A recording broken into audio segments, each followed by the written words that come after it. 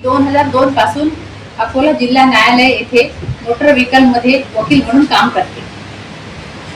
आज मी तुम्हाला या ऍक्ट बद्दल जे महत्वाचं आहे आणि अभ्यासाच्या दृष्टीने आणि प्रॅक्टिसच्या दृष्टीने महत्वाचं आहे त्याबद्दल मी माहिती सांगेन। तर मोटर व्हेकल ऍक्ट हा जो कायदा आहे हा 1939 चा जुना कायदा आहे। हा जो कायदा आहे हा कायदा म्हणजे याच्यामध्ये ज्या तरतुदी दिलेल्या आहेत की त्या तरतुदी अशा आहेत की आपण जे सर्व म्हणजे रोडने जातो येतो, आपण जो काही प्रवास करतो, आपला जो प्रवास आहे तो सर्वांचा सुखाचा हो असं आपण रेल्वे किंवा बस स्टँडवर असे फलक पाहतो। तसंच प्रत्येक जण जो सकाळपासून निघतो तर तो मोटर व्हेकलचा यूज करतच असतो। त्यामुळे सगळ्यांच्या रस्त्यावर जो ये जा करतो त्याच्या जीवाची जी हमी आहे, जोखीम आहे, ते प्रत्येक गाडी चालवणाऱ्याने घेतली पाहिजे आणि सगळ्यांना या गोष्टीच्या ज्या तरतुदी दिलेल्या कायद्यामध्ये त्या आपण फॉलो केल्या पाहिजे। हा जो कायदा आहे हा बेनिफिशियल लेजिस्लेशन म्हणून अस्तित्वात आलेला आहे। म्हणजे हा कायदा जो आहे तो कल्याणकारी लोकांच्या हित जपणारा असा कायदा आहे। हा मूळ कायदा जो आहे तो 1939 चा जुना कायदा आहे। मग त्या कायद्यामध्ये ज्या काही तरतुदी होत्या त्यानुसार लोकांना न्याय मिळत नव्हता आणि जी वाहतूक आहे त्याच्यावर कोणाचंच वर्चस्व राहत नव्हतं। मग अशा वेळेस त्या कायद्यामध्ये सुधारणा झाली, ती 1988 मध्ये अमेंडमेंट झाली। त्या अमेंडमेंटनुसार त्याच्यामध्ये जे काय महत्वाचे बदल करण्यात आले ते असे आहेत की वाहतुकीच्या गरजेनुसार बदल झालेले याच्यामध्ये। त्याच्यामध्ये रोड सेफ्टीला महत्व दिलेले आहे, कठोर नियम केले आहे जेणेकरून जे लोक या नियमांचे पालन करीत नाही आणि सामान्य जनतेला त्यांच्याकडून धोका होतो म्हणून रस्ते सुरक्षितता हा त्यांचा महत्वाचा एक मुद्दा आहे। तसेच प्रशासकीय सुधारणा म्हणजे याच्यामध्ये जे ड्रायव्हिंग लायसन किंवा व्हेकल रजिस्ट्रेशन ही जी प्रक्रिया आहे ही सुलभ व्हावी म्हणून या कायद्यामध्ये सुधारणा करण्याचा प्रस्ताव केलेला होता। त्याला अनुषंगाने त्याच्यामध्ये लर्निंग लायसनची प्रोव्हिजन याच्यामध्ये समाविष्ट करण्यात आलेली आहे। त्याचबरोबर पर्यावरण संरक्षण म्हणजे वाहतुकीमुळे जे प्रदूषण होते त्याच्यामुळे जे आपली पर्यावरण आहे त्यालाही धोका होतो, त्याच्यासाठी सुद्धा काही नियम केलेले आहेत। तसेच या अपघातामध्ये जे काही लोकांना नुकसान होतं म्हणजे कोणी जखमी होतं किंवा कोणाची डेथ होते, कोणाच्या प्रॉपर्टीला नुकसान होतं, त्यासाठी सुद्धा थर्ड पार्टी इन्शुरन्स हा कंपल्सरी केलेला आहे। हा या मागचा एक उद्देश आहे आणि म्हणून ती अमेंडमेंट 1988 च्या कायद्यात करण्यात आलेली आहे। तसेच वाहतुकीचे नियम मोडणाऱ्यांवर सुद्धा कठोर कार्यवाही करण्यात यावी असा सुद्धा याच्यामध्ये दुरुस्तीमध्ये समावेश करण्यात आलेला आहे। आता इतके सारे बदल 1988 च्या कायद्यात झालेले आहेत तरी सुद्धा अपघाताचे प्रमाण हे काही कमी झालेले नाही आहे आणि लोकांना जो काही मोबदला मिळत होता तो खूपच अल्प स्वरूपात होता। त्यासाठी पुन्हा मग 2019 मध्ये नवीन अमेंडमेंट करण्यात आलेली आहे। मग त्यामध्ये फक्त मी पहिले तुम्हाला छोटंसं हे सांगते की अमेंडमेंट कशी झालेली आहे। जसं 2019 मध्ये या कायद्यात एक मोठी दुरुस्ती करण्यात आलेली आहे ज्याचे जे उद्देश आहे ते आहे की अपघात कमी करणे म्हणजे रोडवर जे काही लोक अपघात करतात आणि पडून जातात त्यांना एक चांगला मोठा दंड झाला पाहिजे आणि त्यांच्या शिक्षेमध्ये 10 पट वाढ दंडामध्ये सुद्धा करण्याचा एक याच्यामध्ये अमेंडमेंट झालेली आहे। तसेच टेक्नॉलॉजीचा वापर झालेला आहे म्हणजे ई चलान, जसं तुम्ही नियम मोडलं त्याला ई चलान म्हणजे ऑनलाईन त्याला समजा फाईन वगैरे ठोकणे आणि डिजिटल लॉकर आणि एम परिवहन या ऍपचा सुद्धा समावेश करण्यात आलेला आहे। कारण प्रत्येकाला ड्रायव्हिंग लायसन्स सोबत बाळगणे शक्य होत नाही। मग आपण अशा वेळेस काय करतो, पोलिसांनी पकडलं त्याला 100-200 रुपये देतो आणि तिथून पळ काढतो। म्हणून त्याच्यामध्ये करप्शन सुद्धा दूर व्हावं या दृष्टिकोनातून मग आपण असे ऍप डाउनलोड करून त्याच्यामध्ये आपलं आरसी आणि ड्रायव्हिंग लायसन्स जर सेव्ह करून ठेवलं तर ही कागदपत्रे ग्राह्य म्हणून धरण्यात येतील आणि त्याची ओरिजिनल जवळ ठेवण्याची काही गरज राहणार नाही आपल्याला। तर ही एक त्याच्यामध्ये अमेंडमेंट झालेली आहे। तसेच प्रवाशांच्या सुरक्षेसाठी हेल्मेट सक्ती याच्यामध्ये करण्यात आली आहे। की जो कोणी 2 व्हीलर वगैरे चालवतो तर त्याने हेल्मेट परिधान करायला पाहिजे. त्याच्यानंतर एक गोल्डन आवर्स म्हणून त्याच्यामध्ये अजून एक अमेंडमेंट झालेली आहे की जो कोणी म्हणजे अपघातामध्ये जखमी वगैरे झालेला आहे तर लोक त्याला बघून तिथून निघून जातात, कोणीच मदत करत नाही त्याची. मग अशा वेळेस त्या माणसाला दवाखान्यापर्यंत जर आपण अपघात झाल्या त्याला दवाखान्यात पोहोचवलं 1 तासामध्ये समजा तर त्याचा जीव वाचू शकतो. त्या माणसाच्या म्हणजे जिवंत राहण्यासाठी जी काय योग्य ट्रीटमेंट आहे ती त्याला 1 पहिल्या तासामध्ये मिळाली पाहिजे. म्हणून या गोष्टीला सुद्धा याच्यामध्ये अमेंडमेंट करण्यात आली.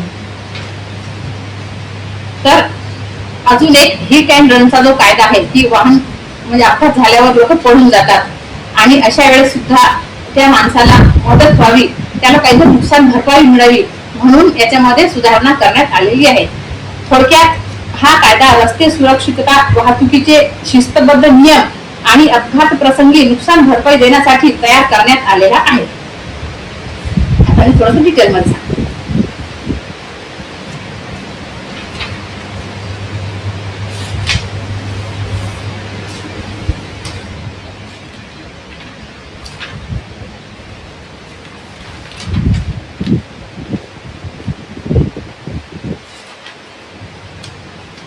तर या कायद्याचं जे ऑब्जेक्ट आहे ते आपल्या लक्षात आलेलंच आहे की हा कायदा लोकांच्या कल्याणासाठी, लोकांच्या सुरक्षेसाठी बनवण्यात आलेला आहे. आता जे या कायद्याचं जे ऍक्टचं जे हे आहे सेक्शन 2 त्याच्यामध्ये डेफिनेशन दिलेले आहेत. आता डेफिनेशन तर काही पूर्ण म्हणजे वाचून जर सांगितलं तर काही 1 तासामध्ये ते होणार नाहीये. तर महत्वाच्या डेफिनेशन आपण घेऊ जसं याच्यामध्ये. आता याच्यामध्ये पहिलीच डेफिनेशन आहे की अमेंडमेंट झालेली आहे ती. त्याच्यामध्ये आहे adapted vehicle means a motor vehicle either specially designed or constructed or to which alteration have been made under subsection 2 of section 52 or the use of the person suffering from any physical defect or disability and used solely or for such person. तर या definition मध्ये अशा वाहनांचा सुद्धा समावेश करण्यात आलेला आहे की ज्याच्यामध्ये जसं आपल्या पर्पज साठी जे स्पेशली डिझाईन करून घेण्यात आलेलं आहे. जसं कोणी अपंग व्यक्ती असेल किंवा एखादा जर कोणी बिझनेस करत असेल तर मग ते जे गाड्या आपण बघतोच आहे लावतात त्याच्यासाठी ते स्पेशल डिझाईन करून म्हणजे ते सुद्धा एक याच्यामध्ये व्हेकल मध्ये समाविष्ट करण्यात आलेलं आहे. त्याच्यामध्ये अजून एक गोल्डन आवर्सचं जे म्हटलेलंच आहे मी ते 12A मध्ये आहे. त्याची definition means a time period lasting 1 hour following traumatic injury during which there is highest livelihood of preventing death by providing prompt medical treatment. याच्यासाठीच आहे ती किंवा ज्या माणसाचा अपघात झालेला आहे त्याला 1 तासामध्ये ती सर्व्हिस मिळाली पाहिजे म्हणून एक स्कीम आहे. गव्हर्नमेंटने हे स्कीम बनवलेली आहे. म्हणजे जो इंजुर्ड आहे किंवा डेथ झाली त्याच्या नुकसान भरपाई त्याला मिळते याच्यामध्ये.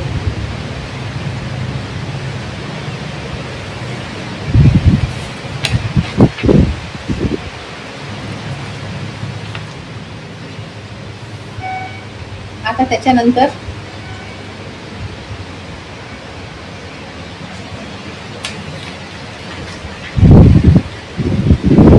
आता एक न्यू सेक्शन 25A म्हणून इन्सर्ट करण्यात आलेला आहे. त्याच्यामध्ये आहे national register of driving licence. The central government shall maintain the national register of driving licence in such form as manner as may be prescribe. त्याच्यामध्ये आहे all state registered of driving licence shall be subsumed under the national register of driving license by the date to be notified by the central government. याच्यामध्ये जे आपण समजा licence वगैरे काढतो जसं आपण आपल्या आता गव्हर्नमेंटने काय केलेलं आहे की एक प्रत्येकाला एक म्हणजे आपण ऑनलाईन जे हे करतो लायसन काढण्यासाठी अर्ज त्याच्यामध्ये याचा समाविष्ट करण्यात आलेला आहे. No driving license issued or renewed under this act shall be valid unless it has been issued a unique driving license number under the national register of driving license. म्हणजे आपल्याला एक युनिक आयडेंटिटी कार्ड म्हणून असं driving licence आता सगळ्यांना देत आहे जे आपण काढून राहिलो एक छोटं असं आरसी वगैरेचे पण आता तसेच एक ड्रायव्हिंग किंवा जे आहे आरसी आपली तशीच युनिक आयडी म्हणून येत आहे. जर ते नाही काढलं आपण तर आपलं ड्रायव्हिंग लायसन्स सुद्धा आता रिन्यूअल होणार.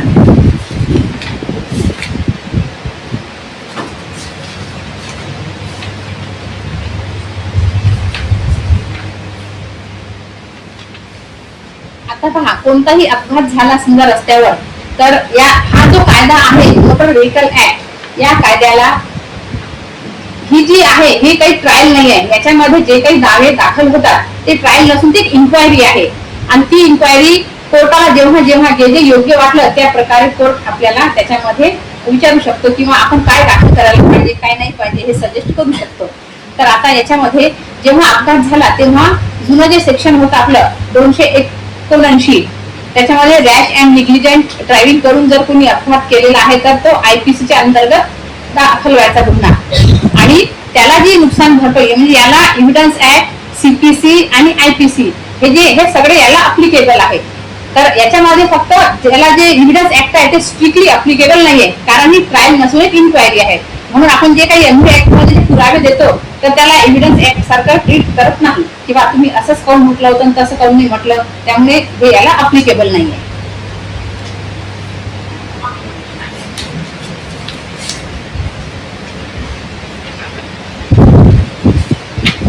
आता याच्यामध्ये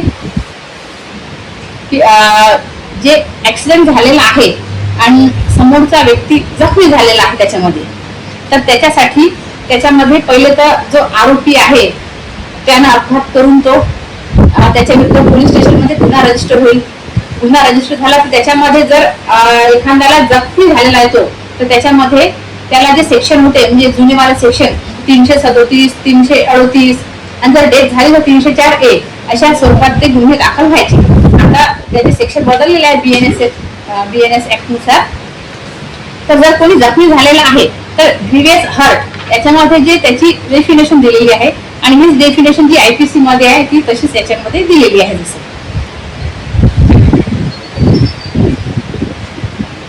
याच्यामध्ये मग आता जो चॅप्टर आहे आपला 11वा, insurance of motor vehicle against third party risk. तर याच्यामध्ये जे इन्शुरन्स आहे आता की पहिले लोक इन्शुरन्स काढायचे नाही, त्याच्यामध्ये जे लोकांना म्हणजे जो व्हिक्टीम आहे समजा त्याच्यामध्ये डेथ असो की इंजुरी असो त्या व्हिक्टीमचं खूप नुकसान व्हायचं. मग अशा वेळेस आता जे अमेंडमेंट झालेले नवीन त्याच्यामध्ये त्यांनी सेक्शन 145 त्याच्यामध्ये डेफिनेशन दिलेली आहे. त्या डेफिनेशन मध्ये सगळे आहे. त्याच्यामध्ये ऑथोराइज इन्शुरर. आता इन्शुरर जो आहे means the insurer for the time being carrying the general insurance business in India and granted a certificate of registration by the Insurance Regulatory and Development Authority of India established under section 3 of the Insurance Regulatory Act Development Authority Act 1999 and any government insurance fund authorized to do general insurance business under the General Insurance Business Nationalization Act 1972. तर याच्यामध्ये प्रत्येक वाहनानं insurance काढलं पाहिजे. तर मग आता insurance कोणाकडनं काढायचं, कोणत्या कंपन्या आहेत, तर त्यांचं जे बिझनेस आहे त्याला गव्हर्नमेंटने मान्यता दिलेली आहे.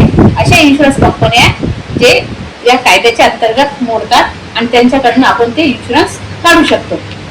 Certificate of insurance means certificate issued by the authority insurer in persons of section 147 includes the cover note complying with such requirements as may be prescribed and where more than one certificate has been issued in connection with the policy or where a copy of the certificate has been issued or the certificate or the copy as the case may be. म्हणजे पहिले जेव्हा आपण insurance काढतो तेव्हा ते आपल्याला लगेच policy काही इश्यूज करत नाही, तर पहिले ते कव्हर नोट देतात आणि कव्हर नोट दिल्यावर पण आता असं आहे की ऑनलाईन झालेलं आहे. पहिले कव्हर नोटची प्रोसिजर होती, आता ऑनलाईन झाल्यामुळे त्याच्यामध्ये तुम्ही किती वाजता पेमेंट भरला आणि किती वाजता तुम्हाला पॉलिसी इश्यू करण्यात आलेली आहे ह्या सगळ्या गोष्टी आता पूर्ण त्या पॉलिसीवर लिहून येतात. पहिले काय व्हायचं की आज ऍक्सिडेंट झाला, लोकांच्याकडे इन्शुरन्स नसायचं, मग लोक काय करायचे जाऊन पैसे देऊन जुन्या तारखेतलं इन्शुरन्स काढून घ्यायचं. त्यामुळे इन्शुरन्स कंपन्यांचं खूप नुकसान झालेलं आहे. त्यामुळे मग आता सगळीकडे पारदर्शकता यावी त्यासाठी आता ऑनलाईन पद्धतीने सुद्धा आपण घर बसल्या सुद्धा आपल्या वाहनाचा इन्शुरन्स काढू शकतो. तर त्याच्यामध्ये जो आज आपण इन्शुरन्स काढला, किती वाजता काढला त्याचा टाइम आला आणि रात्रीच्या 12 वाजेपर्यंत ते इन्शुरन्स म्हणजे एका वर्षासाठी व्हॅलिड राहते. जर 12 वाजून 1 मिनिटाने 2 मिनिटाने जरी अपघात झाला तर ती पॉलिसी लॅप्स होऊन जाते. त्यामुळे इन्शुरन्स काढताना 1 दिवस 2 दिवस तुम्ही कधी 1 महिना आधी जरी इन्शुरन्स काढला तरी ते इफेक्ट मध्ये जेव्हा तुमचे इन्शुरन्स संपले त्या तारखेच्या पुढे ते अप्लिकेबल राहील तुम्हाला. त्यामुळे हे जे इन्शुरन्स आहे हे प्रत्येक मोटर व्हेकल साठी आवश्यक आहे.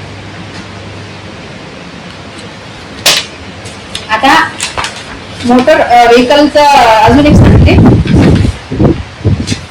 आता ई बाईक निघालेले आहेत. आता जे म्हणजे रजिस्टर्ड जे आहे व्हेकल ते समजा आपण कोणते आता हे जे ई बाईक आहे तर ई बाईक मध्ये आता ते आहे लो स्पीड व्हेकल. तर ई बाईक म्हणजे एक इलेक्ट्रिक सायकल म्हणून त्याला ट्रीट केलेलं आहे. जसं काही व्हेकल्स त्याच्यामध्ये ज्या वाहनाचं वजन म्हणजे त्याचं जे स्पीड आहे त्याचा 25 किलोमीटर पर आवर म्हणजे याच्या कमी समजा आणि 250 वॅटची त्याच्यामध्ये बॅटरी असते. तर 250 वॅटची बॅटरी आहे आणि त्याचं जे स्पीड आहे ते 25 किलोमीटर आहे पर आवर. अशा वाहनांना याच्यामध्ये ई मोटरसायकल म्हणून इलेक्ट्रिक मोटरसायकल म्हणून ट्रीट केलं. त्याच्यासाठी काही रजिस्ट्रेशनची गरज नसते आणि कोणत्याच लायसन्सची सुद्धा गरज नसते. पण अशा लोकांनी सुद्धा हेल्मेट म्हणजे परिधान केलेलंच पाहिजे.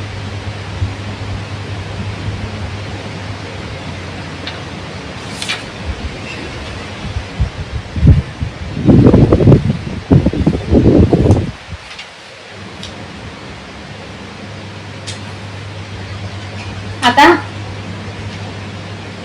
प्रॉपर्टी जी येते या मोटर ऍक्सिडेंट याच्यामध्ये समजा जर कोणाचं काही म्हणजे इन्शुरन्स जे आहे तुम्ही कशाचं काढू शकता. तर आपण मोटर वाहनाचा इन्शुरन्स काढू शकतो, स्वतःचा इन्शुरन्स काढू शकतो आपण आणि आपली जे प्रॉपर्टी आहे त्याचा सुद्धा इन्शुरन्स काढू शकतो. तर प्रॉपर्टी मध्ये काय काय इन्क्लूड होते त्याच्यामध्ये road, bridge, culverts, causeways, bridge, post, milestone and bags of passenger and goods carried in any motor vehicle. हे जेवढं काही आपण समजा आपल्या मोटर मध्ये नेत असतो जेवढं काही सामान आहे हे सगळं त्या प्रॉपर्टी मध्ये इन्क्लूड करता येते. थर्ड पार्टी विमा जो आहे तो म्हणजे काय आहे. Includes a government, the driver और एनी को worker on the transport vehicle. Third party म्हणजे आता जसं की माझं एक वाहन आहे, माझी 2 व्हीलर आहे. आता मी त्या 2 व्हीलरची मालक आहे तर मी थर्ड पार्टी म्हणून नाही ट्रीट केला जाणार. मी त्याची ओनर आहे आणि मीच गाडी चालवत आहे. पण मी माझ्यासाठी जेवढे रस्त्यावर माझ्या विरुद्ध जे लोक आहेत ते सगळे थर्ड पार्टी मध्ये येऊन जातील. जसं की मी जर एखाद्याला समोरच्याला मी धडक वगैरे मारली तर ते थर्ड पार्टी मध्ये येतील. पण माझीच गाडी असल्यामुळे मी त्या गाडीची मालक आहे म्हणून मी थर्ड पार्टी मध्ये नाही येणार. जर माझ्यामुळे मग कोणाला जर इजा होऊन राहिली, कोणाचं नुकसान झालेलं आहे तर त्याच्या वेळेस थर्ड पार्टी इन्शुरन्स हा प्रत्येक वाहनाचा कंपल्सरी केलेला आहे. लोक फक्त काय करतात, जे कोणी व्हेकल घेतात 1 वर्षापर्यंत पहिली जी प्रोसिजर होती की लोक 1 वर्षासाठी फक्त विमा काढायचे आणि 1 वर्ष झालं की ती लॅप झाली की कोणी डबल पाहतच नाही. अजून सुद्धा असे आपण सगळेच खूपच बोटावर मोजले इतके लोक आहे की ते आपल्या गाडीचा दरवर्षी विमा काढतात. याच्यासाठी हे कंपल्सरी केलेलं आहे की थर्ड पार्टी मध्ये कमीत कमी 5 वर्षाचा इन्शुरन्स कंपल्सरी केलेला आहे किंवा 5 वर्षापर्यंत तरी ज्याच्याकडनं अपघात झालेला आहे त्या माणसाच्या गाडीचा जर इन्शुरन्स असला तर त्या लोकांना त्याची नुकसान भरपाई मिळेल. म्हणून हे थर्ड पार्टी इन्शुरन्स कंपल्सरी आहे. आणि इन्शुरन्स म्हणजे काही खूप जास्त पैसे पण नाही लागत. त्याच्यासाठी आपल्या गाडीचं जे आहे व्हॅल्युएशन असते त्यानुसार ते दरवर्षी कमी कमी होत जातं. त्याची जी प्राइस आहे त्यानुसार त्याचं जे आहे इन्शुरन्सचं प्राइस ते कमी होत जातं.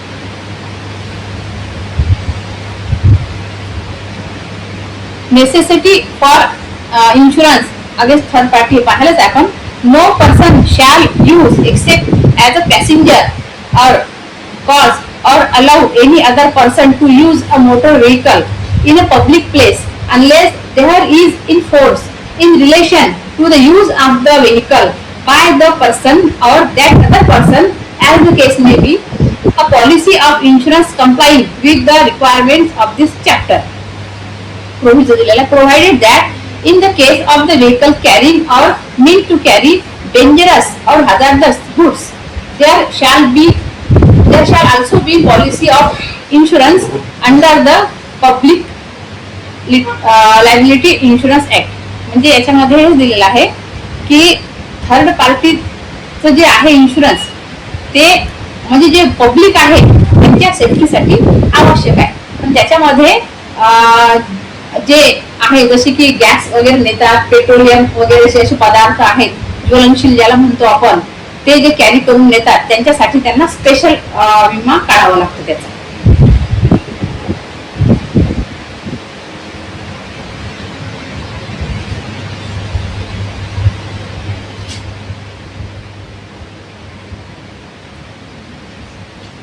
Requirement of the policies and limit of the liability हे आहे 147 सेक्शन मध्ये दिलेलं आहे MU act. In order to comply with the requirements of the chapter, a policy of insurance must be a policy which कोणत्या त्याच्यामध्ये एक is used by the person who is in authorized insurer. याच्यासाठी म्हणजे की जो insurer, पहिले तर insured आणि इन्शुरर हेच आपण समजून घ्या. इन्शुरर म्हणजे इन्शुरन्स कंपनी आणि इन्शुअर्ड म्हणजे जो त्या म्हणजे इन्शुरन्स जो व्यक्ती काढतो तो झाला इन्शुअर्ड आणि पॉलिसी ज्या कंपनीची आपण पॉलिसी घेत आहे ती झाली इन्शुरर. म्हणजे मी माझ्या गाडीचं जर इन्शुरन्स काढलं तर मी इन्शुअर्ड मध्ये ट्रीट केला जाईल आणि जी पॉलिसी आहे ती इन्शुरर म्हणून ट्रीट केला जाईल. Insurance the person or classes of persons specified in the policy to the extent specified in subsection 2. त्याच्यामध्ये आहे against any liability which may be incurred by him in respect of the death or bodily injury to any person, including owner of the goods or his authorized representatives carried in the motor vehicle, and damage to any property of the third party caused by or arising out of use of the motor vehicle in the public place. आता याच्यामध्ये जे सांगितलेलं आहे की जसं आपण एखाद्या समजा आपण बसने वगैरे चाललेलो आहोत असं किंवा आपली प्रायव्हेट गाडी आहे स्वतःची, तर आपण त्याच्यामध्ये आपलं जे सामान आहे त्याचा सुद्धा जी जबाबदारी आहे ती इन्शुरन्स कंपनीचीच असते की जर आपल्या सामानाला किंवा आपल्या लगेजला जरी काही नुकसान झालं तर ते पण इन्शुरन्स कंपनीवर आपण क्लेम करून मागू शकतो. आता याच्यामध्ये जर एखादा मालवाहू गाडी आहे आणि मालवाहू गाडीमध्ये त्या समजा आपण एखादा भाजीपाला घेऊन चालला किंवा काही सामान घेऊन राहिला असं जे गुड्स वगैरे नेतो आपण, त्या जर ऍक्सिडेंट मध्ये त्या गुड्सला वगैरे काही नुकसान झालेलं आहे तरी त्याची सुद्धा नुकसान भरपाई इन्शुरन्स कंपनीला द्यावी लागते. किंवा मालक नसला पण एखाद्या मालकाच्या घरचा संध्याकाळी कामावरचा माणूस जरी त्या मालासोबत बसून चालला आणि अपघात झाला तर अशा वेळेस जो मालकाने जो माणूस रिप्रेझेंटेटिव्ह त्याचा पाठवलेला आहे त्याची सुद्धा जबाबदारी, त्याला जर इजा झाली किंवा त्याची डेथ झाली तर तो सुद्धा या इन्शुरन्स कंपनीची जबाबदारी आहे त्याला नुकसान भरपाई देण्यासाठी. आता याच्यामध्ये असंही सुद्धा असे खूप केसेस पेंडिंग आहेत की एका मालवाहू गाडीमध्ये जर आता मालवाहू गाडी म्हटली तर तुम्ही त्याच्यामध्ये पॅसेंजर वगैरे बसून नेऊ नाही शकत. जसं त्याचं जे रजिस्ट्रेशनच आहे की ते गुड्स साठी आहे फक्त, आणि जे पॅसेंजर वाली जे आहे आपले रजिस्ट्रेशन होते वाहनाचं त्याच्यामध्ये तुम्ही पॅसेंजर घेऊ शकता. आणि म्हणजे रजिस्ट्रेशनच अशी आहे की ते 2-3 प्रकारचे आहेत.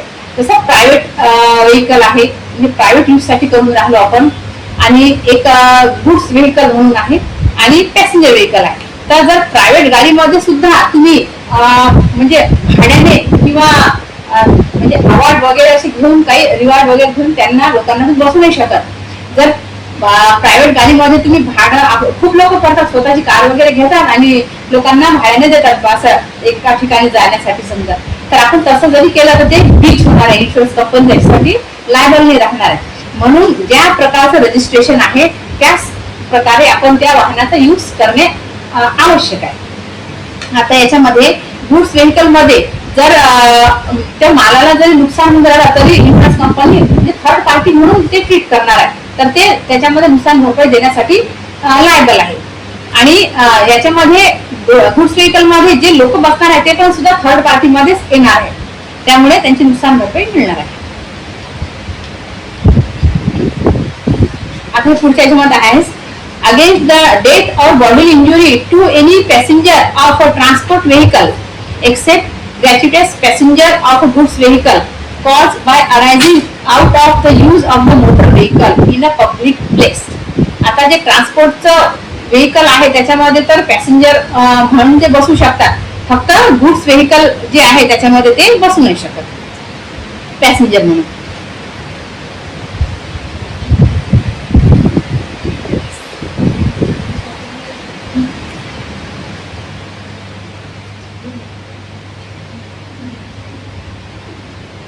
आता इन्शुरन्स कंपनीला सुद्धा त्याचे काही डिफेन्स घ्यायचे अधिकार या ऍक्ट मध्ये दिलेले आहेत की इन्शुरन्स कंपनी केव्हा म्हणू शकते किंवा आम्ही इन्शुरन्स नुकसान भरपाई देण्यासाठी लायबल नाही आहोत.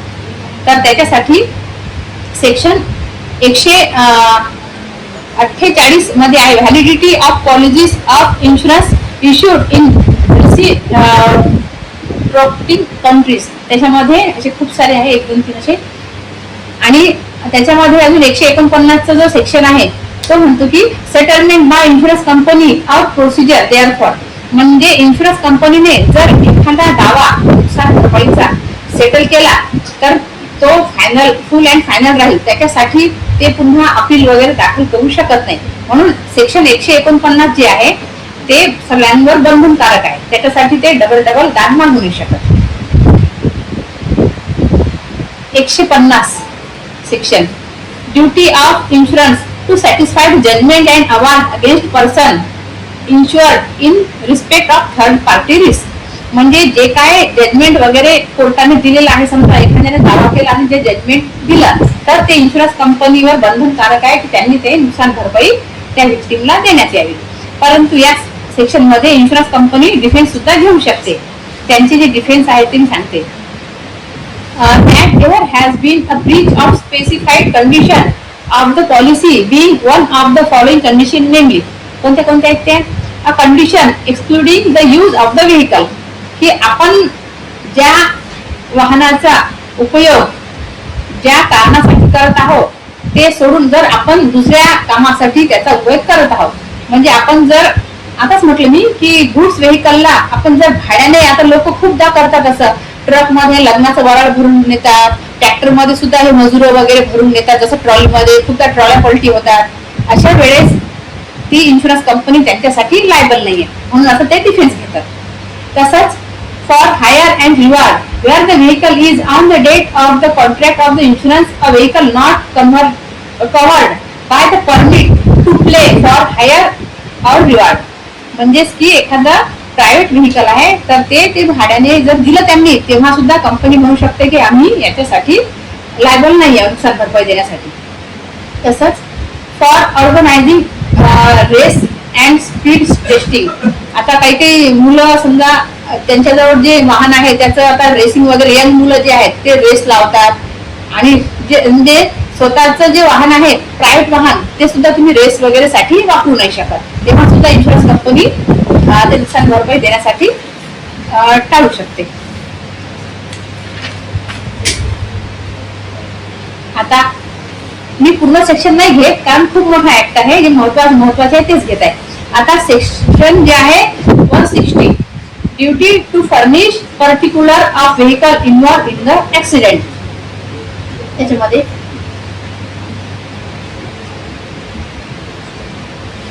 त्याच्यामध्ये असं आहे की जेव्हा कोणताही अपघात झालेला आहे, जो पोलीस स्टेशन मध्ये FIR रजिस्टर झालेला आहे, तर त्या वाहनाची पूर्ण माहिती पोलीस ऑफिसरला मिळालेली आहे आणि ते वाहन पोलिसांनी जप्त वगैरे केलेलं आहे समजा, तर त्याचा नंबर काय आहे, कोणत्या कॅटेगरीचं वाहन आहे, काय आहे, हे सगळं त्या इन्शुरन्स म्हणजे ज्या वाहना पोलीस ऑफिसर जो आहे इन्चार्ज त्याच्याकडे असायला पाहिजे. त्याच्यानंतर special provision as a compensation in case of hit and run. हा जो आहे हा खूप महत्वाचा आहे, कारण आता म्हणजे जे हिट अँड रनच्या ज्या केसेस आहेत भरपूर आहेत, आपण रोजच पाहतो की वाहनानं अज्ञात वाहनानं धडक मारून पडून गेला. अशामुळे इतके म्हणजे हजारो लोक ज्यांचे घर म्हणजे जो घरचा कमावता व्यक्ती गेला त्या घरचं पूर्ण म्हणजे त्या घर सगळं रस्त्यावर येऊन जाते. त्यांच्या घरी म्हणजे कशाचीच सोय नाही काही, किंवा अज्ञात वाहनाच्या धडकेत एखाद्या माणसाला कायमची अपंगत्व येऊन जाते. तो माणूस पूर्ण आयुष्यातून उठून जातो. त्याच्यासाठी ही स्पेशल प्रोव्हिजन आहे सेक्शन 161 अंतर्गत केलेली आहे. Special provision as a compensation in case of hit and run motor accident.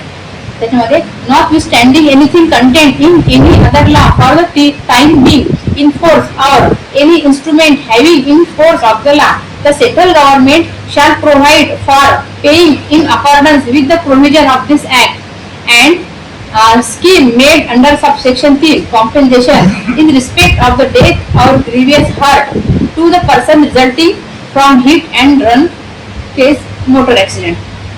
आता याच्यामध्ये जे हिट अँड रनचं जे आहे किंवा कोणतं जरी वाहन म्हणजे धडक मारून पडून गेलेलं आहे तर त्याच्यासाठी गव्हर्नमेंटने स्कीम केलेली आहे की अशा लोकांना आपण नुकसान, जरी कोणतंच वाहन सापडलेलं नाहीये, त्या वाहनाचं काहीच ओळख पटलेली नाहीये, असेच केसेस फक्त हिट अँड रनच्या केसमध्ये नुकसान भरपाई मागण्यास पात्र आहेत. जर वाहनाचं ओळख पटली आणि त्याचा नंबर वगैरे सगळं मिळालं तर या केस मध्ये हिट अँड रन मध्ये नाही येणार, 161 मध्ये नाही येणार. आता हिट अँड रनच्या केसमध्ये जर एखाद्याची डेथ झालेली आहे तर त्याला 2 लाख रुपये म्हणजे देण्यात येतात, आणि जर कोणाला इंजुरी झाली तर त्याला 50,000 रुपये देण्याची प्रोव्हिजन याच्यामध्ये आहे. त्याच्यामध्येच आहे subject to the provision of this act the scheme made under subsection 3 shall be paid as a compensation.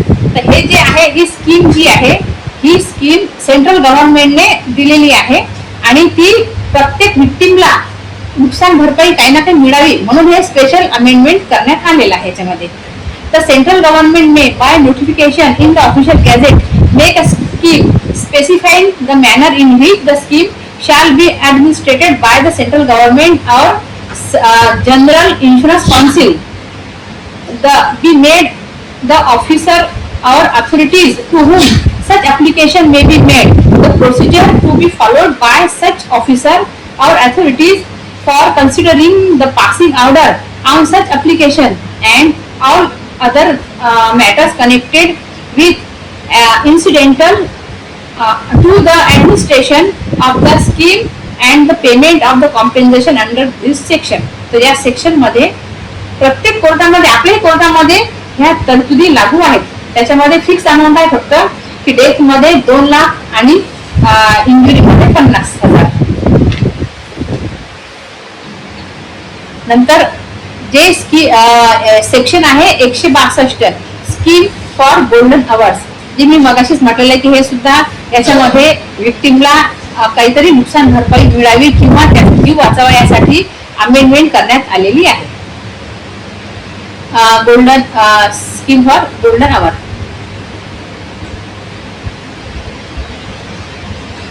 Notwithstanding anything contained in the general insurance company or any other law for the time being in force or any instrument having the force of law, the insurance companies for the time being carrying on general insurance business in India shall provide the accordance with the provision of this act and the scheme made under this act for treatment of road accident victims including during the golden hour. त्या लोकांना नुकसान भरपाई मिळावी यासाठी हे special amendment केलेली आहे. आता आहे payment of compensation in case of death or grievous hurt. आता पहा जे जुनं मोटर व्हेकल ऍक्ट होतं म्हणजे 2019च्या आधीचं म्हणजे जे अप्लिकेबल झालेलं आपल्याला 2022 मध्ये, त्याच्यामध्ये जे सेक्शन होतं 140 त्याच्यामध्ये नो फॉल्ट लायबिलिटी बेसिसवर नुकसान भरपाई देण्यात येत होती. तर ते सेक्शन मध्ये 140 ते 144 हे जे सेक्शन आहे ते काढून टाकण्यात आलेले आहे, रद्द केलेले आहे. तर त्याच्यामध्ये इंजुरी जी झाली तर त्याला 25,000 मिळायचे आणि डेथ केस मध्ये 50,000 मिळायचे. हे फिक्स अमाऊंट होती आणि हे जे होतं ते इंटेरियम रिलीफ होतं, म्हणजे जेव्हा फायनल व्हायचं केसचं त्याच्यामधून ही अमाऊंट कमी करण्यात येत होती. मग आता हे सेक्शन काढून टाकलेलं आहे. आणि काढून टाकल्यापेक्षा आता एक जे सेक्शन आहे 164 म्हणजे 164 याच्यामध्ये ते तरतुदी आलेले आहेत. आणि त्याच्यामध्ये कोर्टाने जे अमेंडमेंट केलेली आहे या केस या सेक्शन मध्ये, याचा उद्देश एवढा आहे की बा त्याच्यामध्ये आपल्याला फक्त 50,000 डेथ मध्ये आणि 25,000 इंजुरी मध्ये मिळत होते. पण आता 164 मध्ये ती तरतूद त्यांनी चांगलं म्हणजे नुकसान भरपाईची रक्कम आहे ती अधिक गतीने मिळावी आणि जास्तीत जास्त मिळावी यासाठी या सेक्शन मध्ये हे सुधारणा करण्यात आलेली आहे. त्याच्यामध्ये आहे notwithstanding anything contain in this act or in any other law for the time being, म्हणजे हे जे आहे हे प्रत्येक याच्यामध्ये आहे सेक्शन मध्ये.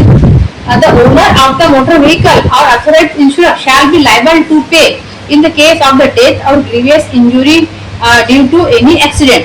मोटर ऍक्सिडेंट मध्ये यूज ऑफ मोटर व्हेकल हे असणं गरजेचं आहे. हा जो सेक्शन आहे कोणताही अपघात म्हणजे जर एखाद्या कंपनीमध्ये झाला किंवा कुठेही झाला, घरी कोणी पाय घसरून पडला वगैरे, हे समाविष्ट नाहीये. यूज ऑफ मोटर व्हेकल हा शब्द खूप महत्वाचा आहे. हे जेव्हा एखादा अपघात एखाद्या वाहनामुळे होतो किंवा त्याच्या उपदांतांनी होतं तेव्हाच हे नुकसान भरपाई आपण या ऍक्ट मध्ये मागू शकतो. आता आहे सेक्शन 164A म्हणजे 164A scheme for interim relief for claimants. त्याच्यामध्ये हेच दिलेलं आहे की बा कितीपर्यंत आणि कशी मिळणार आहे आपल्याला. त्याच्यामध्ये सेक्शन 164A आणि 164B हे दोन समाविष्ट केलेले आहेत. आणि हे नवीन अमेंडमेंट जे आहे 2019 मध्ये त्याच्यानुसार हे केलेले आहे. त्याच्यामध्ये the fund shall be constituted for the purpose of providing compulsory insurance cover to all road users in the territory of India. हे म्हणजे अमेंडमेंट केलीच आहे की बा जितकेही लोक म्हणजे जे विक्टीम आहेत, ज्यांचा अपघात झालेला आहे, त्यांच्यासाठी हा फंड स्पेशली देण्यात आलेला आहे आणि आपण त्याच्यामध्ये कोर्टामध्ये नुकसान भरपाई मागू शकतो. आता याच्यामध्ये नुकसान भरपाई कोण कोण मागू शकतो जसं ते पण दिलेलं आहे. ते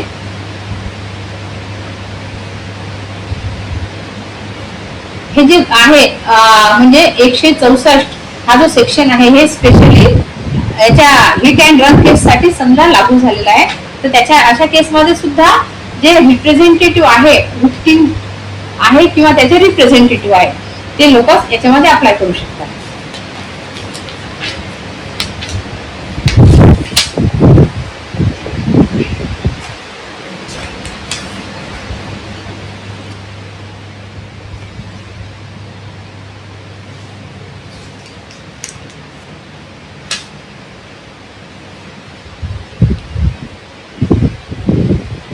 सेक्शन 163 ते आहे refund in certain cases of compensation paid under section 161. त्याच्यामध्ये जर कोणी याच्यामध्ये जो नुकसान भरपाईची अमाऊंट घेतलेली आहे आणि त्याच वेळेस जर त्याला अजून दुसऱ्या कडून त्याने जर नुकसान भरपाई घेतलेली आहे, समजा एकाच वेळेस दोन दोन ठिकाणी तुम्ही कॉम्पेन्सेशन साठी अप्लाय नाही करू शकत, तर तुम्ही जी आधी नुकसान भरपाई घेतलेली आहे म्हणजे डेथ मध्ये 2 लाख, त्या डन केस मध्ये आणि इंजुरी मध्ये 50,000, तर ते तुम्ही याच्यामध्ये रिफंड तुम्हाला करावा लागेल जर तुम्ही ते घेतलेले असेल.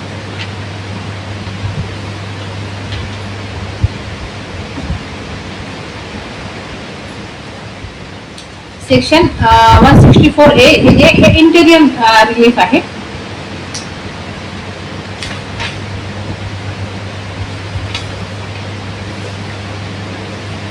आता आपण आलेलो आहोत सेक्शन 165 म्हणजे 165 claim tribunals.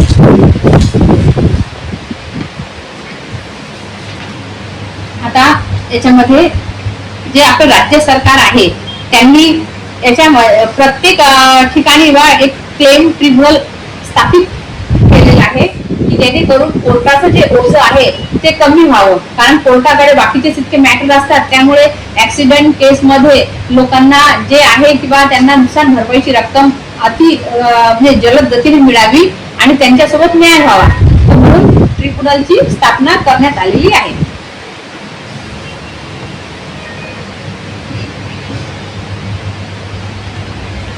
the state government may, by notification in the official gazette, constitute one or more motor accident claim tribunal for such area as may be specified in the notification for the purpose of adjudicating upon claims for compensation in respect of accident involving the death or the bodily injury to person arising use of the motor vehicle or damage to the property of third party so arising both.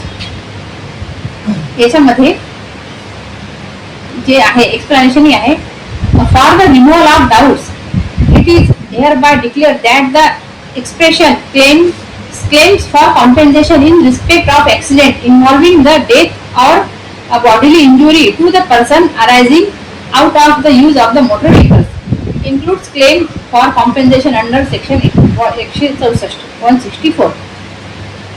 आता याच्यामध्ये पहा, a claims tribunal shall consist such number of members as a state government may think fit to appoint, and where it consists two or more member, one of them shall be appointed as a chairman. म्हणजे याच्यामध्ये आता आपल्या district कोर्टामध्ये म्हणजे इथं जे काही जज किंवा मेंबर किंवा चेअरमॅन जे आहे समजा, हे म्हणजे काय त्यांचं हे राहणार आहे, तसं कोणते त्यांच्यामध्ये क्वालिफिकेशन किंवा काय त्यांचं. A person shall not be qualified for appointment as a member of a claims tribunal unless he is or has been a judge of the high court. B number आहे अजून, is or has been a district judge. म्हणजे एक तर हायकोर्टाचा जज सुद्धा याचा chairman राहू शकते किंवा डिस्ट्रिक्ट जज साठी जे तुमच्यामध्ये क्वालिफिकेशन हवा आहे ते व्यक्ती सुद्धा ट्रिब्युनलचा मेंबर राहू शकतो. सी आहे त्याच्यामध्ये, is qualified for appointment as a high court जज और ऍज अ डिस्ट्रिक्ट जज. म्हणजे मग थोडक्यात हेच आहे की बा डिस्ट्रिक्ट जज पोस्ट साठी जी क्वालिटी तुमच्यामध्ये पाहिजे तेच व्यक्ती मेंबर किंवा चेअरमॅन बनू शकतात. आता याच्यामध्ये आहे अजून 165 सेक्शन मध्येच number 4, where two or more claim tribunals are constituted for any area or state government may by general or special order regulate the distribution of business among them. म्हणजे दोन किंवा त्याच्यापेक्षा जास्त हे समजा ते एरिया पाहून गव्हर्नमेंट आपलं जे आहे राज्य सरकार ते स्थापित करू शकते. आता आहे आपण दावा कसा करायचा मोटर ऍक्सिडेंट क्लेम नुकसान भरपाईसाठी.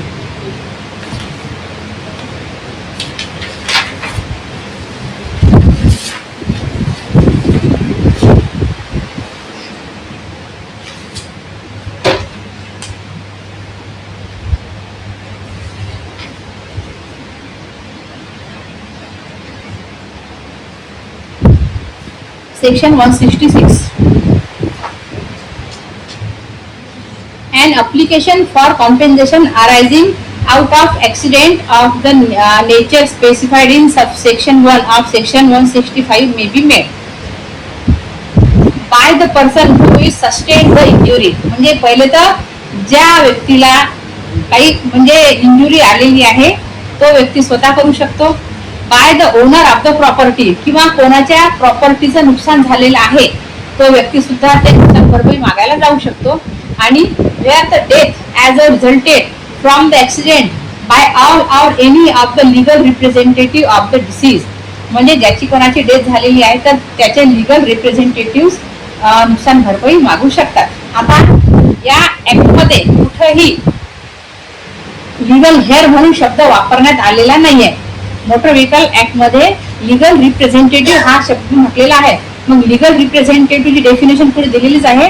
त्याच्यामध्ये फक्त मुलं, पत्नी, आई वडील हेच नाही येणार, तर बाकीचे जे काही आहे समजा तुमच्यावर जे डिपेंडेंट लोक आहेत ते सुद्धा याच्यामध्ये येऊ शकतात, ते पण दावा करू शकतात.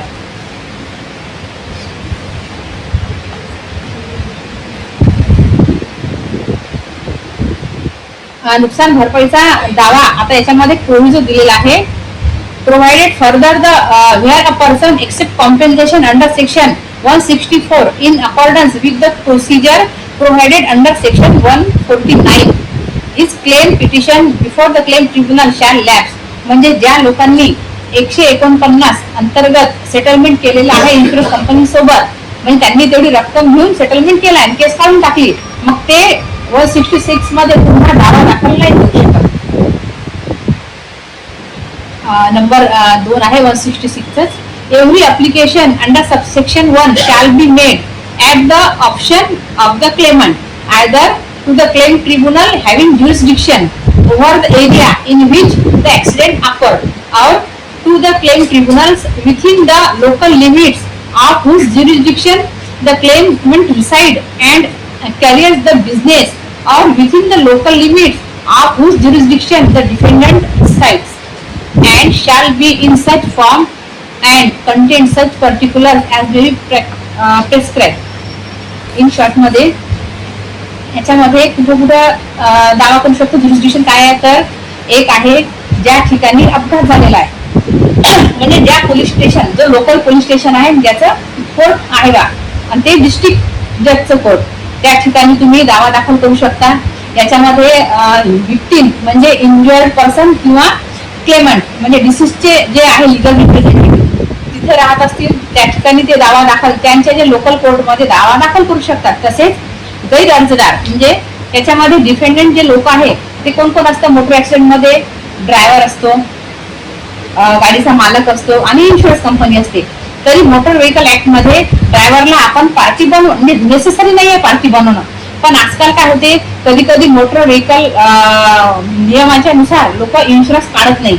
मग इन्शुरन्स नसल्यामुळे इन्शुरन्स कंपनी पार्टी राहणार नाही आणि अपघात करणारा तर ड्रायव्हर आहेच. मग आपण काय करतो अशा वेळेस ड्रायव्हरला सुद्धा पार्टी बनवतो, जेणेकरून जेव्हा आपला दावा निकाली काढला जाईल आणि आपल्याला नुकसान भरपाईची रक्कम वसूल करण्याची वेळेस जेव्हा आपण ड्रायव्हर आणि मालकाकडून नुकसान भरपाई मागू शकतो. तर हे जे गैर अर्जदार आहे ज्या ठिकाणी राहत असतील तेथे सुद्धा आपण दावा दाखल करू शकतो. हे झालं ज्युरिस्डिक्शन 166. 166 हा जो सेक्शन आहे हा खूप महत्वाचा आहे, कारण आपण नुकसान भरपाईचा दावा सुद्धा याच्यामध्येच करतो. याच्यामध्येच तुमचं म्हणजे कोण कोण आहे क्लेमंट कोण कोण होऊ शकतं ते आहे, ज्युरिस्डिक्शन याच्यामध्येच दिलेलं आहे. त्यामुळे 166 महत्वाचं आहे. आता section 167 option regarding claims for compensation in certain cases.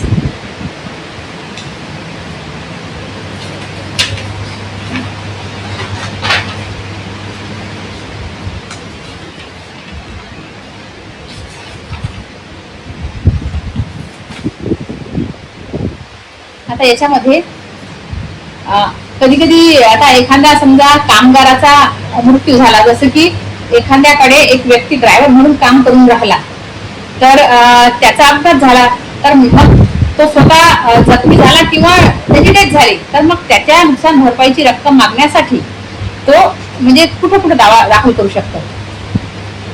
Section 167 option regarding claims for compensation in certain cases notwithstanding anything contained in the Workmen Compensation Act 1923 where the death or bodily injury to any person gives rise to the claim for compensation under this act and also under the Workmen Compensation Act, the person entitled to compensation may without prejudice to the provision of chapter 10 claim for compensation under either of those act but not both under both. म्हणजे एकच व्यक्ती दोन ठिकाणी जसं की आपण motor accident tribunal कडे सुद्धा दावा दाखल करून राहिलो आणि आपण लेबर कोर्टामध्ये वर्कमॅन कॉम्पेन्सेशनच्या अंतर्गत सुद्धा दावा दाखल करून राहिलो तर असं चालणार नाही.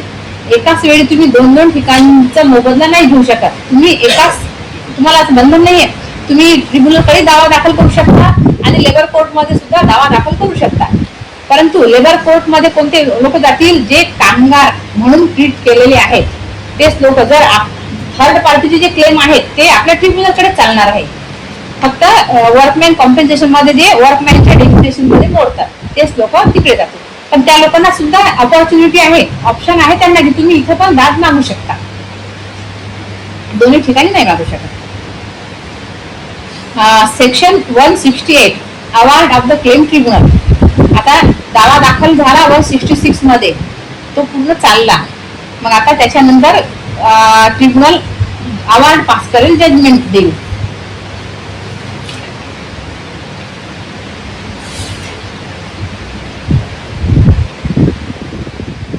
Section 169 procedure and power of claimant tribunal. त्याला काय काय पॉवर आहे, त्याला सगळे जसे आपण सिव्हिल दावे वगैरे चालवतो समजा, प्रोसिजर तीच राहणार आहे याच्यामध्ये. म्हणजे नोटीस जाईल, जबाब येईल समोर, त्यांचं काय म्हणणं आहे, त्याच्यानंतर इश्यूज फ्रेम होतील आणि केस पुराव्याला लागेल, त्या स्टेज राहणार आहे पूर्ण. आता जर आपल्याला जजमेंट लागलं, दावा मंजूर झाला आपला, पण जर इन्शुरन्स कंपनीला वाटलं की बा खूप जास्त अवॉर्डची अमाऊंट मंजूर झालेली आहे, तर ती अपील सुद्धा करू शकते. अपीलची प्रोव्हिजन आहे याच्यामध्ये सेक्शन 173. आणि जर एखाद्या विक्टिमला वाटलं की बा आम्हाला खूपच कमी अमाऊंट मिळालेली आहे नुकसान भरपाई, तो सुद्धा अपील मध्ये जाऊ शकतो. त्याला जो याच्यामध्ये लिमिटेशन आहे तो 90 म्हणजे 90 दिवसाचा आहे. त्या 90 दिवसामध्ये तुम्हाला हायकोर्टमध्ये अपील दाखल करणं आवश्यक आहे. अजून एक महत्वाचं की आता जे नवीन अमेंडमेंट झालेली आहे त्याच्यामध्ये मोटर व्हेकलचं जे आहे कॉम्पेन्सेशन दाखल करण्यासाठी आता 6 महिन्याची मुदत दिलेली आहे. 6 महिन्याच्या आत दावा दाखल झाला पाहिजे. आता असे हजारो केसेस ज्या आफ्टर 6 मंथ आहेत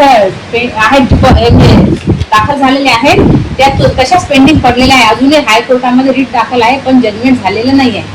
लोक 3 म्हणजे वर्षापासून तसेच आहेत की जे 6 लोकांना कायदा माहित नव्हता आणि कुठं तो लागू झाला आणि कुठं नाही, कुठं 6 महिन्याच्या नंतर सुद्धा दावे दाखल करून घेण्यात आलेले आहे.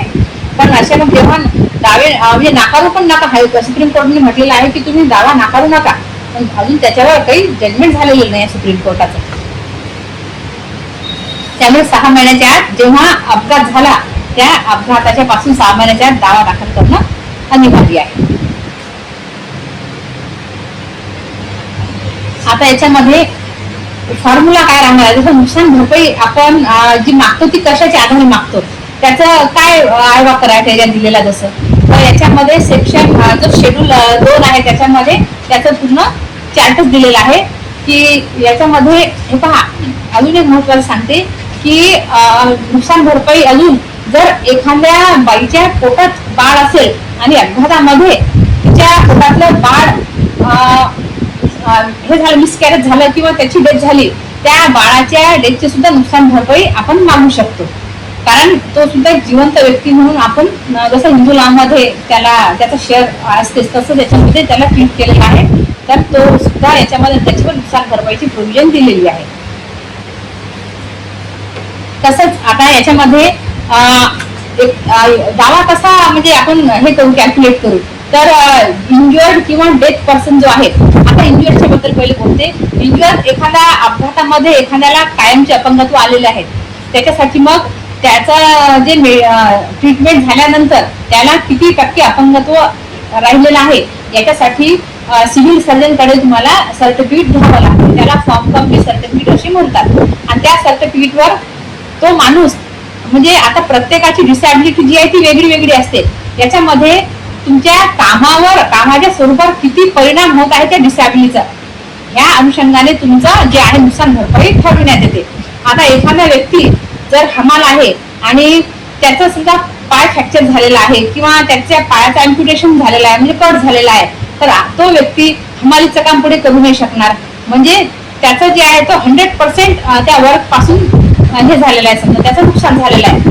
तर अशा व्यक्तीला जे सर्टिफिकेट मिळेल ते जरी 80-85 किंवा 100% मिळालं आणि त्याचं ते जे आहे डिसॅबिलिटी ते 100% मध्ये मोडल्या जाईल. म्हणजे त्याच्यामध्ये सुद्धा 10,000 रुपये महिना जर कोणी कमवत असेल तर 10,000 गुणिला 12 महिने हे जे येणारे नुकसान भरपाई. मग आता जर कोणाला सुद्धा 50% अपंगत्व आलेलं आहे, 50% तो चांगला आहे माणूस जसं, तर 50% मग याच्यामध्ये जे त्याचा कॅल्क्युलेशन करणार आहे की त्याचा महिन्याचं जे उत्पन्न आहे किंवा त्याचं अॅन्युअल जे उत्पन्न आहे, वार्षिक उत्पन्न आहे, त्याच्यामधून ते 50% त्याचं लॅप्स करेल आणि 50% त्याला नुकसान भरपाई देईल. की आता फक्त 50%च काम करू शकतो. परंतु एखाद्या व्यक्तीच्या कामावर जर 100% त्या डिसॅबिलिटीचा प्रभाव पडत आहे तर अशा वेळेस त्याला 100% डिसॅबिलिटी मिळणार आहे. आता हा जो चार्ट दिलेला असतो त्याच्यामध्ये म्हणजे एक तर 0 डेज पासून आहे समजा, जे म्हणजे 0 डेज टू 15 वर्ष अशातलं जर कोणी डेथ झाली किंवा कोणाचा अपघात झाला तर अशा लोकांना 15 वर्षापर्यंतची नुकसान भरपाई मिळेल. जसं की अॅन्युअल इन्कम पकडेल त्याचं कोण, आणि अॅन्युअल इन्कम त्याला मल्टिप्लाय समजा 15 वर्ष असं त्याचा इन्कम हे करेल, कोण कन्सिडर करेल. याच्यामध्ये चार्ट दिलेले आहे म्हणजे 15 to 20 इयर्स. मग जर या वयोगटातलं कोणाची डेथ झालेली आहे तर त्याला 18 वर्षाचा मल्टिप्लायर लागणार आहे. म्हणजे असं नाही की बा एखादा समजा आता 22-23 वर्षाच्या तरुणाचा जर अपघाताने मृत्यू झाला, मग आपल्या याच्यानुसार 58 वर्ष त्याला रिटायर व्हायला बाकी असतात, मग कोर्ट त्याला 58 वर्षाचा मल्टिप्लायर नाही लागू करणार.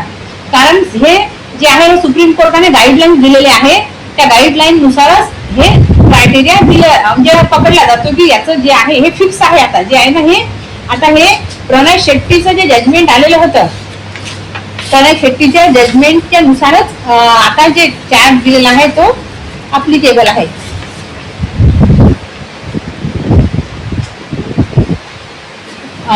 केस होती नॅशनल इन्शुरन्स कंपनी विरुद्ध प्रणय शेट्टी. हे लँडमार्क जजमेंट आहे ते 2017 मध्ये आलेल्या सुप्रीम कोर्टाचं.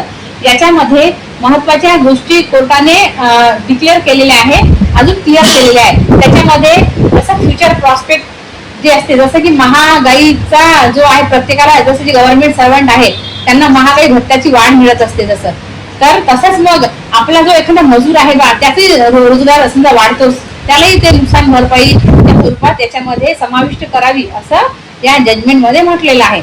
मग आता नुकसान भरपाईचं जे फ्युचर प्रॉस्पेक्ट आहे ते कसं करावं बा, मग त्याच्यामध्ये काही चार्ट दिलेला आहे की वयोगटाप्रमाणे. कारण हेच भांडण इतकं चाललं की जर 50 वर्षाचा माणूस मेला आणि एक समजा 48-49चा मेला, मग त्याला नुकसान भरपाई जे फ्युचर प्रॉस्पेक्ट आहे ते देण्यात यावं की नाही देण्यात यावं, याच्यासाठी खूप साऱ्या जजमेंट म्हणजे लोकांचे मत आले होते हायकोर्टचे जजेसचे. मग शेवटी एक जे आहे कॉन्स्टिट्युशनल बेंच सुप्रीम कोर्टाने बसवलं आणि त्या याच्यामध्ये जे प्रणय शेट्टीचं जे प्रकरण आहे ती केस त्यांनी निकाली काढली. त्या केसच्या नुसार मग जर 40 वर्षापर्यंत जर गव्हर्नमेंट सर्वंट असेल आणि त्याची डेथ झाली असेल 40 वर्षाच्या समजापर्यंतचे, तर त्या माणसाला 50% फ्युचर प्रॉस्पेक्ट देण्यात यावं असं याच्यामध्ये केलेलं आहे. आणि जर एखादा प्रायव्हेट माणूस असेल तर त्या माणसाला 40% फ्युचर प्रॉस्पेक्ट देणार. म्हणजे गव्हर्नमेंट सर्वंट आणि प्रायव्हेट वर्कर याच्यामध्ये फरक आहे. जसं तर गव्हर्नमेंटला 50% आहे आणि प्रायव्हेट माणसाला 40% आहे. मग चाललं ते कमी कमी होत. जर 50च्या पर्यंतचा कोणी असेल तर मग त्याला गव्हर्नमेंट वाला असेल तर त्याला 40 आणि जो प्रायव्हेट आहे त्याला 25 आणि 50च्या वर जर असेल कोणी तर त्याला 10% देणार आहे प्रायव्हेट माणसाला आणि गव्हर्नमेंट वाल्याला 25% फ्युचर प्रॉस्पेक्ट असं याच्यामध्ये म्हटलेलं आहे. तर आता हे जो चार्ट आहे दिलेला याच्यामध्ये असे हे स्लॅब दिलेले आहे की 21 वर्षापासून तर 25 वर्षापर्यंत जर एखादा गेला त्याला 18चा मल्टिप्लायर लागणार आहे. म्हणजे का वेळ झाला शॉर्ट मध्ये 2 मिनिटं फक्त. तर हे फक्त असं आहे की त्याचा जो क्रायटेरिया आहे की त्याचा एज नुसार त्याच्यामध्ये त्याची जे नुकसान भरपाई आहे, नुकसान भरपाई म्हणजे 3 गोष्टीवरच कोर्ट कॅल्क्युलेट करतं. एक मरणाऱ्याचं वय, त्याचं उत्पन्न आणि त्याच्यावर डिपेंडंट किती लोक आहेत. जर याच्यामध्ये 25 वर्षाचा जर एखादा तरुण मेलेला आहे त्याच्यामध्ये 2 पार्ट आहेत, मॅरिड आहे की बॅचलर आहे. जर मॅरिड असला तर त्याच्या फॅमिलीमध्ये किती लोक आहेत त्याचे पण हे आहे. जसे 3 लोक असतील तर 1/3, 5 लोक असतील तर 1/4. म्हणजे की जितकी मोठी फॅमिली राहील तितका जास्त खर्च तो फॅमिलीवर करणार आहे आणि जितके कमी लोक असले तर मग तितकं वेळा ते आरामशीर जगतील. म्हणजे स्वतःवर त्याच्यामध्ये माणूस जास्त खर्च करेल. आणि बॅचलर जर कोणाची डेथ झालेली आहे तर बॅचलर मध्ये त्याच्या परिवाराची जास्त जबाबदारी राहत नाही, तो स्वतःवर जास्त पैसे उडवतो एखादा बॅचलर मुलगा पाहला. पण त्याच्यामध्ये अजून एक गोष्ट आहे की जर त्याचे वडील गेलेले असतील मग त्याच्यावर घराची जबाबदारी येते. जर त्याची आई विडो आहे आणि त्याला लहान बहीण भाऊ आहे तर मग त्याच्या घराच्या म्हणजे फॅमिलीच्या प्रमाणे त्याचं डिडक्शन होईल. आणि याच्यामध्ये जर एखादा आता 60 वर्षात म्हणजे हे जे आहे की नाही मग 21 ते 25, 26 ते 30 हे आता याच्यामध्ये दर 2 वर्षाचं जे आहे ते स्लॅब जो आहे म्हणजे मल्टिप्लायरचा तो कमी कमी होत जातो याच्यामध्ये. आता 21 ते 25चा जो आहे 25 वर्षाचा तर त्याला 18 वर्ष आहे आणि 26 ते 30 आहे तर त्याला 17 वर्षाचा. आणि 30 ते 35च्या दरम्यान जर आहे तर 16 वर्ष, 36 ते म्हणजे 40 असं आहे तर त्याला 15 वर्षाचं. आणि मग असं कमी कमी होत होत जर एखादा 65 वर्षापर्यंतचा जर कोणी गेलं असेल तर 65 वर्षाचं त्याला 5 वर्षाचा मल्टिप्लायर अप्लिकेबल राहणार आहे. तर हे जे नुकसान भरपाई आहे शेवटी एकच महत्वाचं आहे याच्यामध्ये की नुकसान भरपाई ही जी मोटर व्हेकल ऍक्ट मध्ये देण्यात येते, हा जो आहे तो बेनिफिशियल लेजिस्लेशन असल्यामुळे बस त्याच्यामध्ये एक सामान्य जनतेला विक्टिम जे झालेला आहे, समजा कोणासोबत अपघात झाला किंवा डेथ झालेली आहे त्याला मदत करण्यासाठी हा कायदा लोकांच्या हिताचा बनलेला आहे. त्यामुळे याच्यामध्ये नेहमी अमेंडमेंट होतच राहत आहे. ते ज्या ठिकाणी कुठंच असा एखादा क्लिअर व्ह्यू दिसत नाही कोर्टाला तेव्हा तेव्हा याच्यामध्ये अमेंडमेंट करण्यात येत आहे. मॅडम एक क्वेश्चन होता मला, जर तुम्ही आपण बोललात बघा की 1 वर्षाला पॉलिसी लॅब जरी झाली तरी थर्ड इन्शुरन्स 5 वर्षापर्यंत राहते. 1 वर्ष लॅब झाल्यानंतर 5 वर्षापर्यंत इन्शुरन्स नाहीच भरलेला तरी मग 5 वर्षापर्यंत तो क्लेम करू शकतो नाही. कंपल्सरी म्हणजे आपण जेव्हा नवीन वाहन घेतो की नाही, नवीन वाहन घेतो तेव्हा जे आपण डीलर जो आहे तो 5 वर्षाचा इन्शुरन्स कंपल्सरी आपल्याकडनं पैसे काढून घेतो. हा म्हणजे तुम्हाला स्वतःलाच काढावं लागते. नवीन वाहनाचं काढलेलं असतं. हा नाही ऍप्लिकेबल प्रत्येक वाहनाला आहे. आपलं जर आपण मग पुढच्या वेळेस एक वर्षाचं काढू शकतो आपण. आणि दरवर्षी रात्री 12 पर्यंत ते 1 वर्षात ते व्हॅलिड राहतो समजा, त्याच्यानंतर लॅप्स होऊन जाते पॉलिसी. तर हे कंपल्सरी आहे का, तुम्ही जितकी आहे ना इथून सगळ्यांनी म्हणजे आपल्या वाहनाचा इन्शुरन्स काढावं. आणि प्रत्येकाने अजून असं खूप काही सांगायचं आहे. अजून ड्रायव्हिंग लायसन्स बद्दल बोलते 1 मिनिट फक्त. हे पहा, प्रत्येक वाहन चालवायचं लायसन्स जे वेगळं वेगळं आहे. 2 व्हीलर चालवण्याचं लायसन्स 2 व्हीलर साठीच वापरले जाते. आता एखादा माणूस ऑटो चालवते त्याच्याकडे लाईट मोटर व्हेकल वाला लायसन आहे, ते नुकसान भरपाईसाठी अप्लिकेबल नाही होणार. इन्शुरन्स कंपनी म्हणते यानं पॉलिसीचं ब्रीच केलं. पॉलिसीचं ब्रीच म्हणजे तुमच्याकडे लायसन नाहीये, तुम्ही हेल्मेट नाही घातलं, ह्या गोष्टीमध्ये पॉलिसीचं ब्रीच आहे. त्यांनी जसं तुम्ही नियमांचं उल्लंघन केलेलं आहे. म्हणून जेव्हा आता लाईट मोटर व्हेकल जे आहे तर तुमच्याकडे त्याचं लायसन आहे तर त्याच्यामध्ये ते कार मध्ये येऊन जाते. जसं कार जी आहे ती लाईट मोटर व्हेकल मध्ये येते. परंतु आता असे खूप गुड्स व्हेकल आहेत जसे की जे वजनानं कमी आहे. शेवटी काय आहे याच्यामध्ये लाईट मोटर व्हेकल म्हणजे त्यांचं वजन जे आहे ते 7,500 म्हणजे 7,500 किलोग्राम मध्ये पाहिजे. जसं असे खूप 407 गाडी झाली, त्याचं जे खाली गाडीचं वजन जे आहे ते 7,500 किलोग्राम मध्ये आहे. मग असे छोट्या हत्ती गाडी म्हणतो आपण जे मालवाहू गाड्या आहेत, मग त्याच्यासाठी लायसन जे आहे तसं मालवाहू गाडीसाठी ट्रान्सपोर्टचं लायसन पाहिजे. आणि जे बाकी प्रायव्हेट गाड्यासाठी लाईट मोटर व्हेकलचं जे लायसन आहे ते चालून जाते. परंतु या वाहनांचं गुड्स व्हेकलचं जे वजन आहे ते 7,500 किलोग्राम पेक्षा कमी असल्यामुळे त्यांना लाईट मोटर व्हेकल वाला लायसन चालते. तसंच ऑटो साठीचं वेगळं लायसन आहे, ट्रॅक्टर साठी वेगळं लायसन आहे. ह्या लायसनवर एन्डोर्समेंट असते. म्हणून पर्टिक्युलर वाहन चालवण्यासाठी त्याच प्रकारचं लायसन आवश्यक आहे आणि ते पण व्हॅलिड. कारण लायसन रिन्युअल सुद्धा करणं आवश्यक आहे वेळोवेळी जेव्हा. आणि लायसन रिन्युअल करायसाठी तुम्ही आता हे नवीन कायद्यामध्ये दिलेलं आहे, त्याच्यामध्ये सुधारणा झालेली आहे. पण आता वेळ नसल्यामुळे अजून तुम्हाला सांगू नाही शकत. तर लायसन तुम्ही एकतर 1 वर्ष समजा आपला एक्सपायरी व्हायच्या 1 वर्ष आधी किंवा लॅप्स झाल्यानंतर तुम्ही 1 महिन्यामध्ये ते लायसन रिन्युअल करू शकता. ते प्रत्येकाने केलंच पाहिजे. आणि वाहन चालवताना हेल्मेट घातलं पाहिजे. मॅडम हेल्मेट जर नाही घातलं ऍक्सिडेंट झाला तर त्या नियमात बसणार नाही का इन्शुरन्सच्या? हा बसतो आपण, पण कसं आहे की त्याच्यामध्ये आपली चूक नाही पाहिजे. जसं मी गाडी चालवून राहिली आणि मला जर एखाद्याने धडक मारली तर मी थर्ड पार्टी म्हणून होईल आणि माझं त्याच्यामध्ये काही चुकी नाही. याच्यासाठी पण सुप्रीम कोर्टमध्ये केसेस गेलेले आहेत या हेल्मेटच्या पॉईंटवर. पण आता असं जजमेंट आहे एक की बा जर हेल्मेट म्हणजे मोटरसायकल वाल्याची स्वतःची चूक नाही आहे आणि त्याला दुसऱ्याने धडक मारली तेव्हा त्याने हेल्मेट नाही घातलं तरी चालते. पण जर आता मी स्वतःच गाडी चालवते, मी स्वतःच पडली आणि मी हेल्मेट नाही घातलं तर तेव्हा ते पॉलिसीचं ब्रीच आहे. म्हणजे इन्शुरन्स असून सुद्धा कंपनी पैसे भरत नाही. असं कटोरी होते कॉम्पेन्सेशन मध्ये कटोरी. आता आम्ही आमच्या एका केसमध्ये 15% वगैरे 2% आपले हेल्मेट घातले. आता 10 ते 15% की आपली जबाबदारी येऊन जाते त्याच्यामध्ये.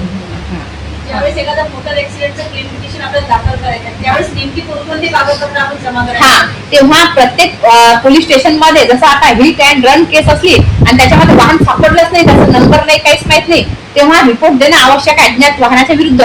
पण जेव्हा वाहन सापडलं तेव्हा मग पोलीस स्टेशन मधून आपल्याला सगळे डॉक्युमेंट मिळतात. त्याच्यामध्ये FIR, घटनास्थळ पंचनामा, इंजुरी जर जखमी असेल तर इंजुरी रिपोर्ट असतो, आणि डेथ असेल तर PM रिपोर्ट, इन्क्वेस्ट पंचनामा, आणि मोटर म्हणजे गाडीचे कागदपत्र, इन्शुरन्स, ड्रायव्हिंग लायसन, RC, आणि तसाच फॉर्म AA जो डॉक्युमेंट आहे तो कंपल्सरी दाखल करावाच लागतो आपल्याला. आणि एक question होता. हा. एक जनावर आहे आणि जनावर असं केलं, हा. आपला ऍक्सिडेंट झाला, आपण पडलो त्याच्यामध्ये, आपल्या हाताला इंजुरी झाली, हा. कोणाविरुद्ध दावा दाखल हा. जानवर जो आहे तो पाळीव हो ना, समजा झटका डुक्कर काय समजा कारण सहसा हेच केसेस जास्त होतात. तर जसा कोणाविरुद्ध? हा. समोरच्या व्यक्तीच्या हो, हो. गाडीचा इन्शुरन्स तेच सांगते. जर मोटरसायकलचा इन्शुरन्स असेल तर इन्शुरन्स कंपनी विरुद्ध करू, आणि जर इन्शुरन्स नाहीये आणि जर नीलगाय किंवा एखाद्या डुक्कर आडवा आला तर अशा वेळेस आपण फॉरेस्ट डिपार्टमेंटवर नुकसान भरपाईचा दावा दाखल करू शकतो. त्याच्याकडे स्कीम आहे, ते त्यांना फक्त त्याच्यामध्ये लिमिटेशनचा प्रश्न आहे की जशी घटना घडली तसंच त्यांना इन्फॉर्म करावं लागते आपल्याला, लगेच करावं. लगेच करावं लागतं. 15 दिवस झाले का नाही? हा, करता येईल असं काही नाही. आपण आता आपल्याला माहित आहे डिले करून अर्ज आपण कुठेही करू शकतो. ते तर आता आहे. मग बस मग ते कोर्टाचं डिस्क्रिशनरी पॉवर आहे, एक FIR द्यावा लागणार. FIR द्यावंच लागते. हो, कारण पण क्लेम पास होणार ना मॅडम? होते दावा नाही, क्लेम नाही ना. हे आपण फॉरेस्ट डिपार्टमेंटवर नुकसान भरपाईचा दावा सिव्हिल सूट दाखल करणार आहोत. हा, होते ते. पण मॅडम एखाद्याचा ऍक्सिडेंट झाला आणि पोलिसांना माहितच नाहीये, हा. आपल्या शेतामध्ये झालेला, हा. आणि मग स्वतःचा रिपोर्ट द्यावा लागेल का? स्वतः देऊ नये, स्वतःही देऊ शकतो, किंवा हे जे आहे समजा हे एनी पब्लिक कोणी पण रिपोर्ट देऊ शकतो. जसं इव्हन आपण फोनद्वारे सुद्धा माहिती देऊ शकतो की बा असा अपघात झालेला आहे. त्याच्यासाठी जे ऍक्ट मध्ये सुधारणा केलेल्या आहे, जे गोल्डन अवर्सचं वगैरे आहे की जखमी माणसाला लोक पडून देत होते की बा कोण पोलीस स्टेशनच्या चक्रा मारेल, त्याच्यासाठीच आहे. इव्हन गव्हर्नमेंटने आता त्या लोकांना एक म्हणजे काहीतरी बा तुम्ही हे माणसाची मदत केली म्हणून तुम्हाला एक काहीतरी ते रिवॉर्ड पण देतात. अशी पण तरतूद या कायद्यामध्ये आहे. खरं म्हणजे भांबरे साहेबांचं खूपच धन्यवाद. मॅडमला बोलवलं. मॅडम आमच्या हातीच लागत नाही, खूप जखम असतात. आता मी प्रामाणिकपणे म्हणजे प्रयत्न केला की तुम्हाला चांगल्या प्रकारे समजून सांगू, पण आता किती दिवसात पडलं काय तुम्ही मला बोलण्याची संधी दिली इथं आणि ऐकून घेतलं त्याबद्दल तुमचे सर्वांचे आभार.